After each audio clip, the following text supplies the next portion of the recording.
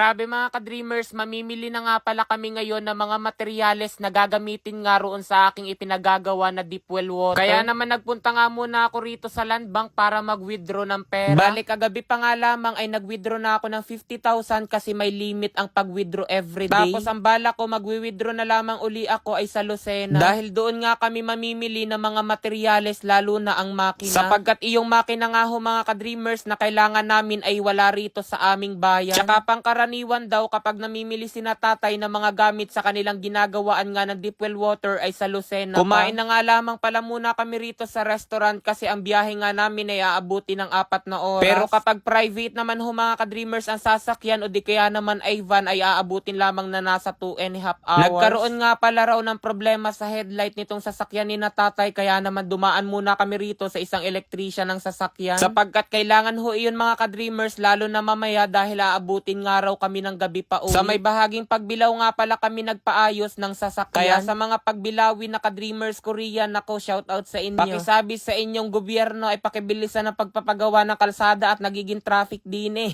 As in pagdating ho namin din mga ka-dreamers ay sobrang bagal ng daloy ng sasakyan. Bandang alas 12 na nga ho pala namin narating itong Lucena. Iyong 4 na oras nga na aming inaasahan ay naging 5 oras kasi nagpaayos pa ng sasakyan tapos heavy traffic. Ipinarada na nga lamang pala muna itong jeep dito nga malapit sa SM. Tapos sumakay na lamang kami ng tricycle para ihatid nga kami rito sa Polaris Trading. Bale rito nga raw pala si tatay namimili ng mga materyales na mga client nga niya. Sumama nga pala ako mga ka-dreamers para nga maging aware ako kung paano nga ba mamili ng ganito. Kumbaga para aware ako sa mga presyo ng mga materyales. Bale lahat nga pala ng gagamitin namin ay dini na binili. Tulad na lamang nitong 2 rolyo ng Royal Cord. Abay nakagugulat nga ang presyo na yan sapagkat ang isang rolyo ay nasa 12,000. Bumili na rin ho kami mga ka-dreamers ng isang breaker, 30 pieces na PVC at syempre hindi mawawala ang makina na magpapaakyat nga ng ating tubig. Dahil kulang pa nga yung dala ko na cash kaya naman nagpunta muna ako rito sa BDO para mag-withdraw pa. At para may thrill nga ang inyong panunood diyan ay hulaan ninyo kung magkano nga ba ang kabuoang gastos ko sa materyales. Bigyan ko kayo ng clue, hindi bababa ng 60,000 at hindi tataas ng 100,000. Pagkatapos ko nga pala kumain din malapit sa simbahan ay may nakakita nga sa akin at binigyan ako nitong milk. Grabe, perfect timing nga itong milk tea sapagkat napakainit ngayon din sa Lucena. At kung gusto nyo rin iyan matikman, dito lang yan sa Max Mango. Habang nakasakay nga ako riyan sa jeep ay ito naman ang aking sinisip-sip kasi napakainit. Pagdating nga namin din sa aming pinaradahan ng jeep ay narito na rin pala itong ang nagdi-deliver ng aming pinamili. Dahil 300 feet nga ang lalim noong deep well water kaya naman bumili kami riyan ng 30 pieces na PVC. Tapos 2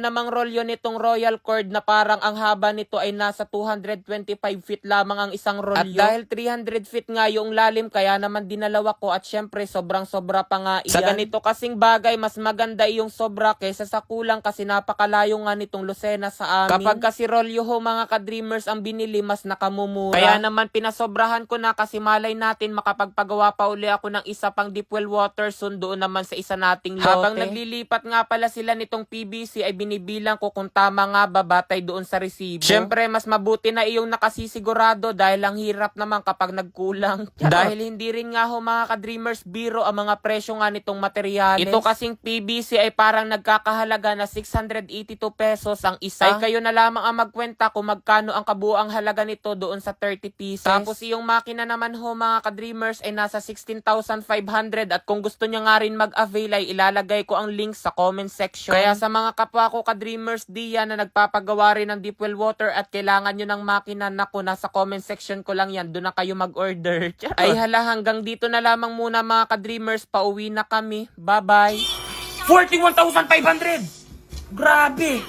12,500! Yung 1,000 ko naging 84,100. O, di ba mga ka-dreamers, sobrang dali lamang kumita rito kay PH Pierre. Kaya kung nais nyo rin kumita ng napakalaking pera, nasa comment section lang ang link para mag-register at mag-deposit ng 100. Tapos, huwag nyo kalimutan mag-screenshot at ilagay iyan sa comment section para manalo kayo ng 500 pesos. Ang mahilig ko ritong laruin ay ang Super Ace. So, mga ka-dreamers, dito kay Super Ace, magbebet lamang ako riyan ng 1,000. Tignan natin kung magkano ang aking mapananaluhan din eh.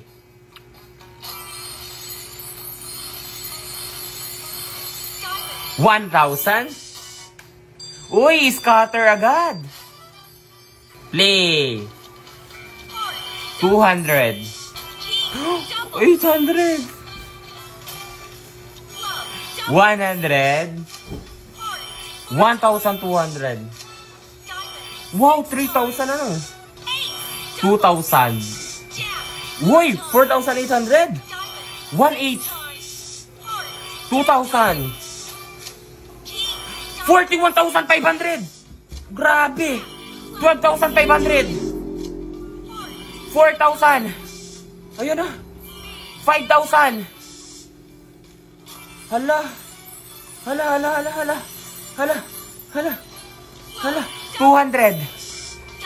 400. 3,600.